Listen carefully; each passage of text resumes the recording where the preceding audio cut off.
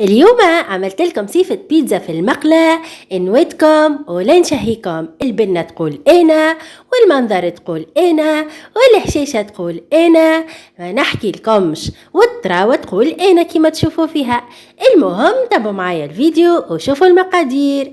هناكيا عملنا 2 كؤوس من الفرينة، عليهم كيس ماء دافئ وكيس حليب دافئ وباكو أخميرة فورية ومغرفة صغيرة سكر ومغرفة صغيرة ملح، وخلطهم بالخلاط اليدوي. وهذيك القوام متاعها، وخليتها ارتاحت مدة 10 دقائق، وزدت عليها 3 كيسان فرينة وكيس غير بوع زيت، وعجنتها بيدي ولميتها بفتيتة فرينة حتى لين تحصلت على العجينة ملمومة، وهيك القوام متاعها وطرية ما هيش يابسة.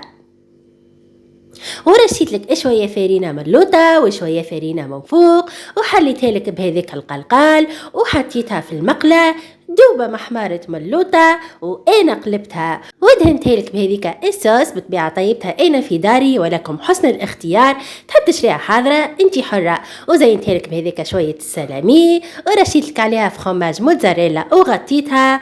وهيك البيتزا نتاعنا كيفاش خرجت بعد ما حضرت. وزدت عملت لك كويس سيتخوناد من يديا وحياة عينيا بتريف جلاسون وريقه نعناع، ما نحكي لكمش على البنه، وخاصه معاها السخانه اللي تقتل البراء.